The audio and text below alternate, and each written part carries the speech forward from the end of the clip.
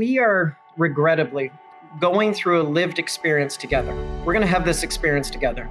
I went into the lineup for the food bank a few weeks ago, and I knew one of the individuals who was coming, and he was a pilot, or he is a pilot for WestJet. He now has an experience that individuals are living with on a regular basis, individuals who are on disability or OW, or who are in precarious employment situations. And as we walk through this experience together, my hope, and that silver lining, my hope is that we will advocate for change. Good afternoon, Gerard and Neil. Hello to everyone out there in the Ivey community and beyond. I'm Mark Healy. I'm the Executive Director of the Ivey Academy, the Learning and Development Wing of Ivey Business School in London. So, we've noted this a few times in the last few weeks. There isn't a lot as a business school that we can do to help kind of directly right now. We're trying to figure that out and how to act kind of like everyone else is. And we know we're not on the front lines alongside our friends in healthcare or supply chains or retail, essential services, and we appreciate all of their efforts and their sacrifices. We do hope we can help a little by calling on our friends with informed points of view and some lessons to share. This session is one in a series of perspectives we're trying to get and to share with some important Canadians and some great leaders. And so today we're fortunate to be joined by another great leader, one that is in the thick of it and who we think exemplifies everything that we stand for at Ivey. That's Neil Netherington. Neil is the president and CEO of the Toronto. Daily Bread is an independent, nonprofit charitable organization fighting to end hunger. A distribution hub, Daily Bread serves people through food banks and meal programs in 130 member agencies across Toronto.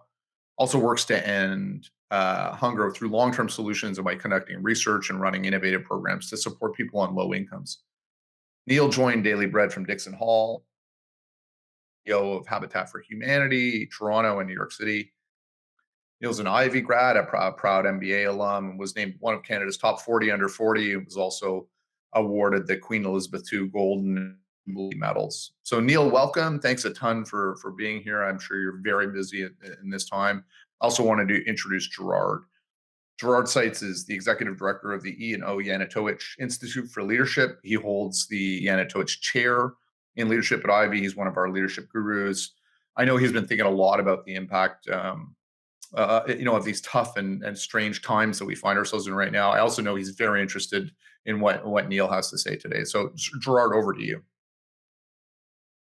All right, thanks Mark for that introduction, and good afternoon, Neil. Thanks for taking the time to spend a few minutes with us and to talk a little bit about the Daily Bread Food Bank and all the important work that you do. So welcome. Very happy to be here. Thank you. Outstanding. My first question is a bit around context, and Mark alluded a little bit to that. Tell us a little bit about the Daily Bread Food Bank. What do you do on a typical day? Clearly, much has changed as a result of the pandemic. So what has changed, and what is your main focus today? Sure. So typically, we would serve about 15,000 individuals per week. So 15,000 need to make use of food banks all across the city of Toronto. And the pandemic has meant that over the course of 6 weeks, that number has gone from about 15 to 25,000. So what I am dealing with now is how do you change an operations and scale it up so dramatically, while at the same time, you've got massive numbers of constraints. Health and safety being primary, but we're also dealing with the constraint of a workforce that is anxious, mental health challenges, and distribution and logistics challenges at the same time. So that's sort of the typical pre-COVID and what we're dealing with now. So Neil, in a relatively short time with the growth, certainly one can imagine you had to upscale many of your processes. So tell us a little bit about kind of the challenges or the pivots you had to make in doing that successfully. So we had a multitude of challenges on day one. So I'm just going to run through 3 quick ones and just the quick changes that we had and the commonality between the 3. So the first was 30% of our network shut their doors. They said, we're not going to serve food. We can't do it. We can't do it safely. And so my distribution channels were lost. We then had drivers who were sending out the food. Our drivers said, we don't feel comfortable making multiple stops and putting ourselves in harm's way. And then we had challenges with our clients coming here and also doing that safely. What we did in the first one was we said, since these locations have closed down, there is a public library in every neighborhood in the city of Toronto. And so what we did was a partnership with the city of Toronto, and we said, wherever there's been a closure, can we pump up a food bank in the public library? And the librarians are not sorting books anymore. Can they be the workforce behind there? And the answer was absolutely. Next was the drivers. We needed to decrease their routing. And the only way we were able to do that was partnership with AMJ Campbell, where they started to pick up all the food. So now our drivers just do the distribution, but not the pickups. And we had a third party come and do that for us. And the third element was distribution to our clients. We couldn't do it safely in the building that I'm standing in right now. So we partnered with Global Medic, and Rahul Singh set up an emergency field hospital tent in our parking lot. The commonality in all three was being clear and concise about what the problem was that we were trying to solve, and then looking for a partnership that would allow us to fulfill that. Not try to do it out on our own, because we didn't have the resources, the capacity to be able to do it. But every single solve was a solve made through a partnership, and it got us through. So a couple of questions as a follow-up. The obvious question, of course, is who are your customers? And I think embedded in your answer is that, well, these are no longer the people that live on the edge, for lack of a better word. So are you seeing the need for food reaching deeper and deeper in Canadian society? What exactly is changing? Well, it's an interesting question. Who is the customer of the Daily Bread? So you can first look at that as the clients. So our client demographic is absolutely changing over the last 6 weeks. I am speaking to you from our warehouse, which, there'll be some more activity as this interview carries on. So I'm sorry about the disturbance that we might have. But at the same time, this is kind of the way it is right now. And so we just got to deal with it. But our customer has changed in terms of who's coming to food banks. It's individuals who have lost their jobs. We know that too many Canadians were only a paycheck or two away from having to make use of a food bank, and we're seeing that. And that's the direct result of us having to grow by almost double the number of individuals who are having to make use of food banks. But who is our customer? Well, at the same time, our customer is the donor. So am I spending, I have to spend a fair bit of my time working with media, working with our marketing and communications departments to make sure that donors are interested in making sure that the most vulnerable Canadians are being supported. So is my customer the end person who gets the food, or is my customer actually at the beginning making that happen by saying, I align myself with those who are experiencing poverty, and I want to make a difference, and they're making a financial contribution. So we kind of have this there's a variance between us and the for-profit sector, where the customer is a little more foggy. Okay. Neil, you also indicated that the number of people involved, or that make use of the daily bread food bank, increased from 15 to 25,000. This number is increasing, and you're on record saying that this number is completely unheard of. And so typically, I assume you deal with people that are struggling, and the struggle only intensified as a result of COVID. And I can only imagine that on a daily basis, you and many of your colleagues see some very difficult, or confronted with some very difficult situations. So, personal question, if I may, Neil, how does this affect you personally? How do you maintain your energy and your resilience? Well, it certainly affects different people at the organization in different ways. We have staff who have a heightened sense of anxiety, their personal well-being, their health and safety, and those are concerns that they've got. They also have their own personal circumstance of finance, perhaps. Did their partner lose their job? We as an organization are working very hard to be able to provide mental health supports to each of our colleagues. We are there to make sure that they know from a financial perspective, your job is there for you, and we will do whatever we can to alleviate that pressure, so you can focus on the fact that we've now got 25,000 individuals who need food banks. We have actually opened up a rent bank within the food bank for the employees. So if maybe their partner has lost their position, and they need access to food or funds, we have a program available to them. Basically, I want to remove every external constraint, every external anxiety that I possibly can, anything that I have control over. I want to be able to remove that so that individuals focus on the task at hand.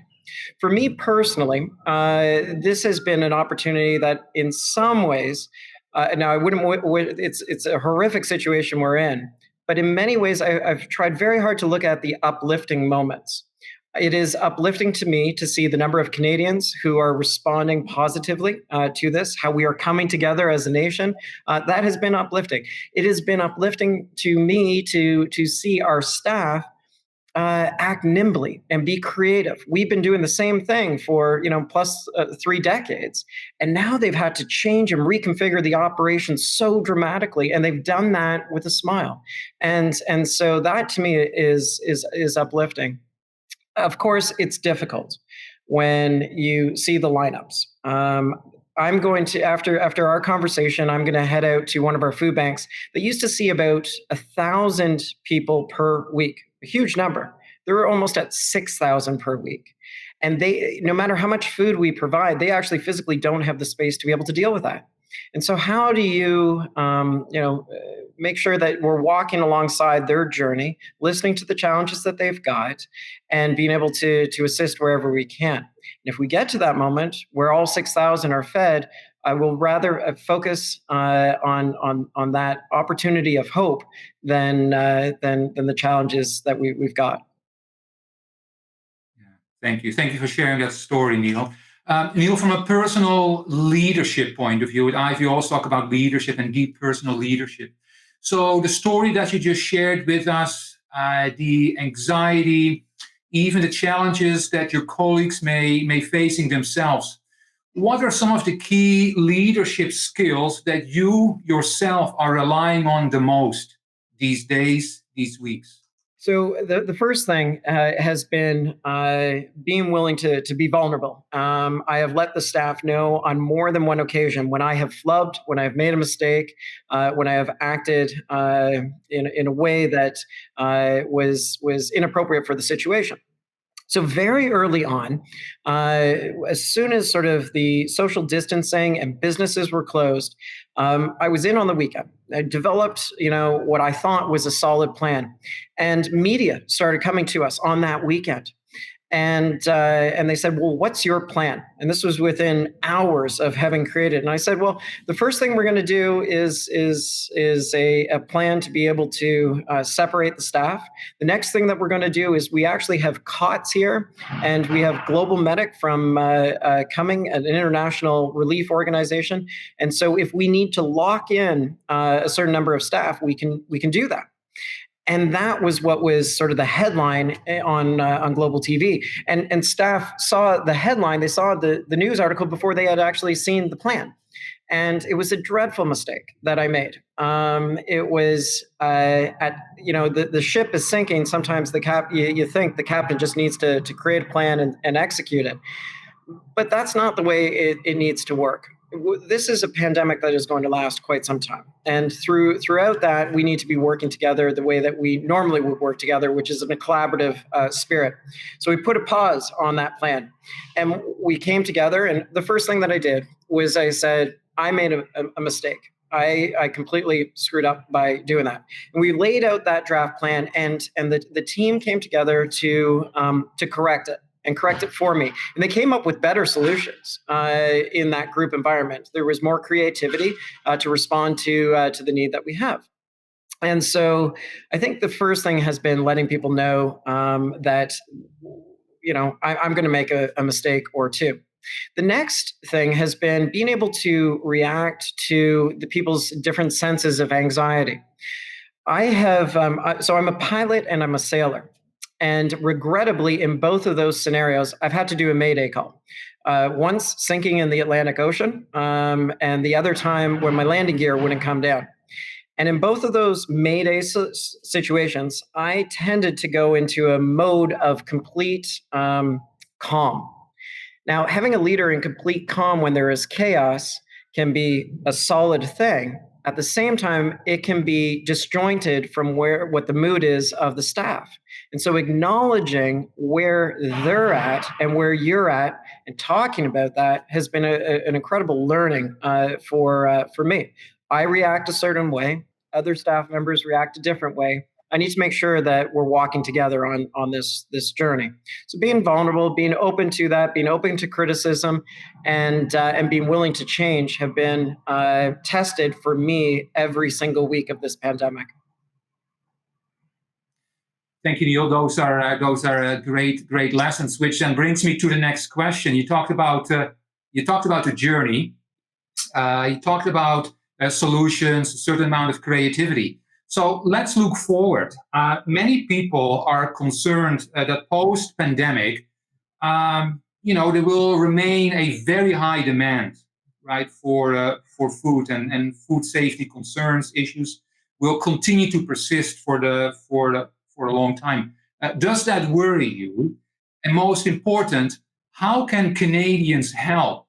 How can Canadians help more than simply donating money? Because that doesn't seem to me like a suitable long-term solution. Well, I think there's every reason to be concerned about this being a long-term problem. If you think about the recovery that we had in 2008, it was a long journey. It was flat growth. There is somebody in the South who thinks we're going to have a V-curve response to this. I do not share that opinion. I think that this is going to be a long recovery. So things that Canadians can do. Yes, they can donate, and it's needed and appreciated. But let's also make sure that the restrictions on donations are appropriate. There is often a call on charities to act immediately. And that sometimes forces charities to make bad decisions, to get money out there, to get food out there, rather than planning for the longer or midterm solution that really is the right solution to have. And so you often see the Anderson Cooper kinds of stories that happen a year after a natural disaster, as an example. Where's the money now? We have laid out to mitigate that. Our organization actually went to the board of directors and said, what are the guide rails that you want on any influx of funding, and how will we spend it in advance of the money coming in? So I think that was an important element, and I think it's important for everybody to talk about good governance during these pandemics more than ever. Sometimes we go to good governance activities when we have nothing better to do, and we have our governance committees deal with those things when things are good. Now's when we need to rely on solid governance. The things that Canadians can do, though, from a sustainability perspective, and I think that's where your question's going, is, what are the long-term solutions? So governments are throwing an incredible amount of resources to this problem of poverty. Now, with the number of corporations who are donating significantly to food banks is incredible and appreciated and needed. But we know the money was always there. I think the question is, how do we make sure it's dispersed when things are good? We know that the average person on welfare or disability has, on average, after paying for rent, just under $8 per day to survive. And so nobody can survive on under $8 a day after paying for their rent. But we say that that's all they should have.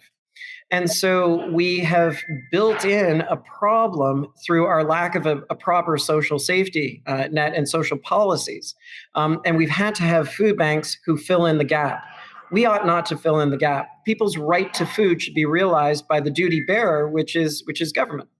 And so we want individuals to advocate for systemic long-term solutions that would address inequities in terms of income. Let me be very, very clear. I work for a food bank, but food is not the issue. It's an income issue. That's the issue that we need to be dealing with. So let me jump to that next question then, because you've also said that you've spoken about the silver lining in all of this, right? As hard as that might be, that the collective experience needs pushes the need for change, right? Are you optimistic that this will truly happen? But most importantly, what needs to happen to make that change possible? And for people, politicians, leaders at all levels in society, public, private, not-for-profit sector, to make that change happen? That's a great question. We are regrettably going through a lived experience together. We're going to have this experience together. I went into the lineup for the food bank a few weeks ago, and I knew one of the individuals who was coming, and he is a pilot for WestJet. And he is, in his family circumstance, he was only a paycheck away from having to make use of the food bank. He now has an experience that individuals are living with on a regular basis, individuals who are on disability or OW, or who are in precarious employment situations.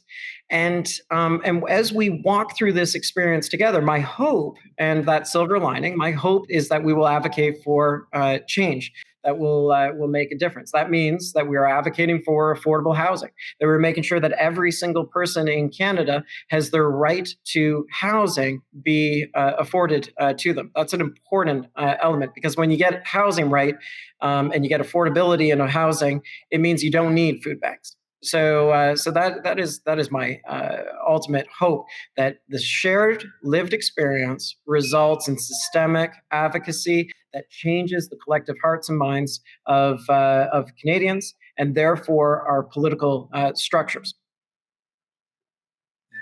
No, I agree with you. The only concern I sometimes have is that people talk about, we're in this together. Actually, that's not entirely true or accurate. I think more accurate would be to say, as I've read in a newspaper, in an op-ed, I believe, that we're all in the same storm. But you and I might be in very different boats. And those different boats really crystallize the inequities that we now see, even in Canadian society, right? And so I think for a lot of people, that would be important to understand, to realize, and to bring that common the consciousness surrounding that the challenges some people in Canadian societies. And you just hope that Canadians become a little bit more attuned to that. Would that be fair to say? I think that's a wonderful metaphor for what we're going through together. I think that's entirely right. When the Minister of Health, very early on, before any of the restrictions were placed, said, every Canadian, we believe that now is the time for you to stockpile 2 weeks worth of food. And we all went out and bought toilet paper. And that was not an option. That's not a viable option for somebody who's making use of a food bank, having less than $8 a day to survive on. They don't have the funds to be able to stockpile 2 weeks worth of food. And so I think you're right. We are in different boats in this collective storm. And at the end, maybe we start to say nobody should be in a canoe in these storms. Neil, you also talked again about kind of the journey and to find solutions. Now, I imagine that you actually coordinate, you talk to a lot of your colleagues, right, in other Canadian cities. And so what are you learning from your colleagues across the country that may help the Daily Bread Food Bank to become better, more efficient, achieve a higher level of performance? That's interesting. We get together every single Monday. So whether it's Vancouver, Calgary, Montreal, all across the country, we get together for a video conference, and we ask what they are seeing. And there's two elements that come out of that. First of all, what is the response that they are seeing from their individual levels of municipal or provincial politics? The second, and so we're learning from that. What are provinces doing well, and what are provinces doing that has an opportunity to change? The other thing that we're learning is just how we're able to operate more efficiently. So my colleagues in Vancouver will distribute food in a certain way. They'll learn from us. They'll take our plans and modify them for their context. I think one of the sort of the items that I am learning from this, or just being reminded of, is the regional nature of our country and the mosaic that it is, and our collective varying response. We might all be rallied around a desire to end poverty and a desire to make sure that nobody's ever has their right to food go unanswered. But our means of doing that is vastly different. In some areas of the country, there is more dependence on faith groups than in others who say, no, that's a government responsibility. In some areas of the country, there is the response. It's just, the individuals need to pick themselves up from their bootstraps and go out and make the best of this scenario. And if we give too much, there might be an artificial dependence created. We're all very different in our views, but we do share a united opinion of a value and a desire to act on that value. And when those two things come together, I think there are positive outcomes. Neil, of course, I went to your LinkedIn page, and people writing things about you, about your leadership. And one of the intriguing comments that I read was that you strive to be the best in your field. And so, situations like these always offer an opportunity to reflect, to learn, and to start thinking about how we can become an even better leader. And so my question is as follows. Do you take the time to reflect on what is happening? And what is perhaps the one, the two, maybe three key leadership insights that you keep actually, that will help you move forward and to help you become an even more effective leader? Well, so I do take time to reflect, and I do that generally when I'm walking my wonderful dog Charlie around, and you reflect on the day, and while every day is seemingly the same, there is a lot to learn from every single day. There's been various things. Making sure that we take the task at hand seriously, but not ourselves seriously. There have been more opportunities for joy in this as we collectively come together to rally around that vision and around an operation that is delivering on that mission. And pointing out those joyful moments is very well. It's important to me, and so things that we have taken for granted too often. So there are times for reflection.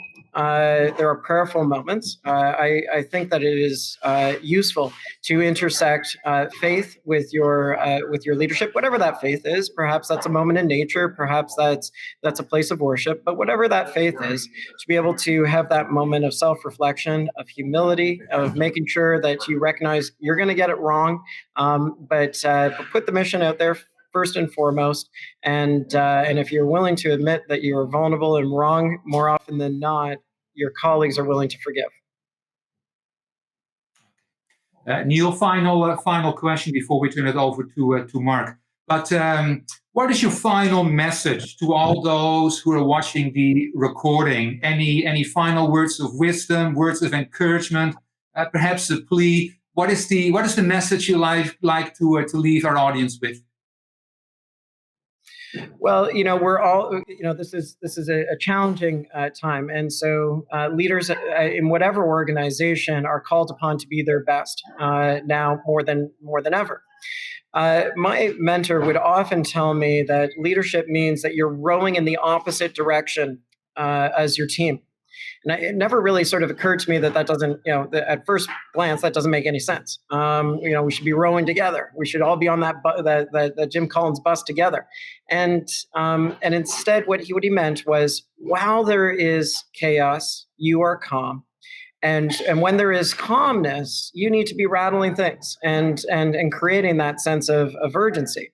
And so when you do that and you're on the opposite stride in a leadership paradigm, then that can also be lonely for you as a leader. And recognizing that you're in this with a whole host of other people. In a business, there are other businesses in your sector that you can ensure that there is peer support from mentorship. There are great opportunities there from talking with your friends and family or your dog Charlie. There is an opportunity to be able to share and deal with those difficult moments. Neil, I think that's a great message to end our conversation with. I want to thank you for your time. I want to thank you for all the incredible work that you do in Toronto and the GTA. So I wish you, all your colleagues at the Daily Bread Food Bank, continued success. And I'll turn it over to my colleague Mark. Mark, over to you. Neil, just once again, thank you. Thanks for making time today, hectic time. Thanks for making Ivey proud. And Gerard, great job on the interview today. Thanks for making time as well. Cheers. Great. Thanks, everybody.